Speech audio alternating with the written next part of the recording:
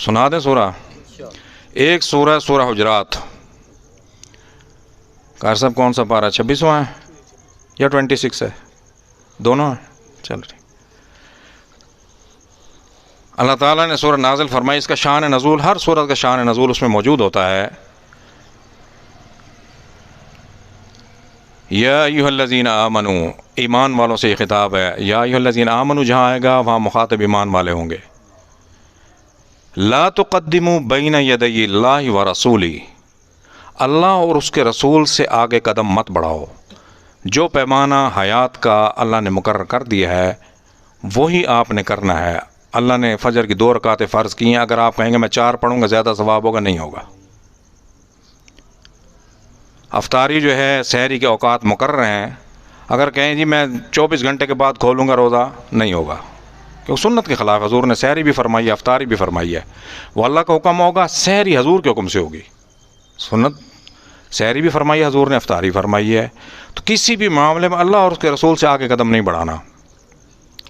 واتقوا اللہ، ڈرتے رہو اللہ سے. ان اللہ سمیع بصیر، سمیع علیم، اللہ تعالیٰ دیکھنے والے بھی ہیں اور سننے والے بھی ہیں. اللہ کے علم میں اللہ تعالیٰ دیکھ بھی رہے ہیں اور سن بھی رہے ہیں. اب اللہ تعالیٰ نے حکم دیا یا ایھا الذین آمنوا لا ترفعوا اصواتکم، اپنی آوازیں اونچی مت کرو. فوق، اونچی مت کرو. صوت النبی، نبی کی آواز سے. جب نبی کی مجلس میں بیٹھیں تو اپنی آوازوں کو دبا کے احترام سے آرام سے بولیں. ولا تجہروا لہ بالقول، اور ایسے بات نہ کریں تڑک کر اونچی آواز میں یا مذاق کے انداز میں. کجہر بعضکم لبعض، جیسے ایک دوسرے سے گفتگو کرتے ہیں، بات چیت کرتے ہیں بے تکلفی سے. ایسے بے تکلفی سے میرے نبی سے بات نہ کریں. ایک تو اونچی آواز نہیں نکالنی اور بے تکلفی نہیں کرنی. کجہر بعضکم لبعض ان تحبط اعمالکم، تمہارے اعمال سلب ہو جائیں گے، کھینچ لیے جائیں گے. وانتم لا تشعرون، اور تمہیں اس کی خبر ہی نہیں ہوگی. اعمال فرشتے ہمارے بیٹھے ہیں، وہ اعمال لکھ کے چلے جاتے ہیں، لیکن ہمیں کوئی پتہ نہیں ہوتا کہ فرشتے آ رہے ہیں جا رہے ہیں، اعمال لکھ کے جا رہے ہیں. تو جب اعمال سلب ہو جائیں گے، کھینچ لیے جائیں گے، تو بھی تمہیں خبر نہیں ہوگی.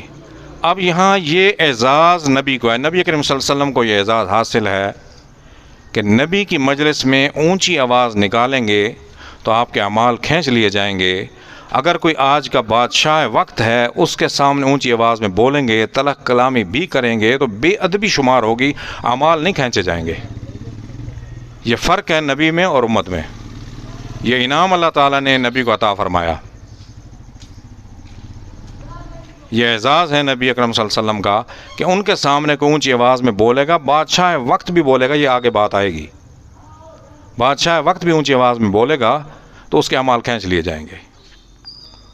یہ انعام ہے. ان الذین یغضون، یہ صحابہ کے حق میں اتری. ان الذین یغضون اصواتہم، جو آوازوں کو دبا کے رکھتے ہیں، یغض غیظ کے ساتھ دبا کے ڈر کے بولتے ہیں. عند رسول اللہ، اللہ کے نبی کے سامنے. روضہ اطہر کے بالکل اوپر یہ آیت لکھی ہوئی معاذ شریف کے. اس آیت کی برکت یہ ہے کہ جو سلام کا دروازہ ہے باب السلام سے باب البقیع تک، یہاں اس ایریے میں 2-2.5 ہزار آدمی آتا ہے ایک وقت میں. لاکھوں آدمی دن میں سلام پیش کرتے ہیں، لیکن سائلنٹ، اتنی سائلنسی ہوتی ہے، پن ڈراپ پن گرنے کی آواز بھی نہیں آتی وہاں. اتنا احترام ہے. اور مسجد نبوی کے ارد گرد لوگ اتنا احترام کرتے ہیں کہ ہارن نہیں دیتے گاڑی کا، اتنا احترام کرتے ہیں. تو حکم ہوا جنہوں نے آوازوں کو دبا کے رکھا، نبی کے سامنے آواز نہیں نکالی، اولئک الذین امتحن اللہ، اللہ نے ان کے دلوں کا امتحان لے لیا. وہ دل سے آپ کا احترام کر رہے تھے، ادب کر رہے تھے، کوئی بناوٹ سجاوٹ کو ریاکاری نہیں تھی. صحابہ کا اللہ نے دل سے امتحان لیا کہ حضور کی مجلس میں بیٹھتے تھے اور آواز بالکل نہیں، جیسے ان کے سروں پر پرندے بیٹھے ہوئے ہیں ایسے بیٹھتے تھے. اولئک الذین امتحن اللہ قلوبہم، ان کے دلوں کا امتحان اللہ نے لے لیا. للتقوی، وہ دل سے آپ کا احترام، یہاں تقوی کا معنی احترام، دل سے احترام کرتے تھے آپ کا. لہم مغفرۃ، اگر کوئی بات ہو گئی ان کے لیے بخشش ہے. واجر عظیم، صرف بخشش نہیں، اجر بھی اتنا ہے، دنیا اور آخرت میں اجر دیں گے.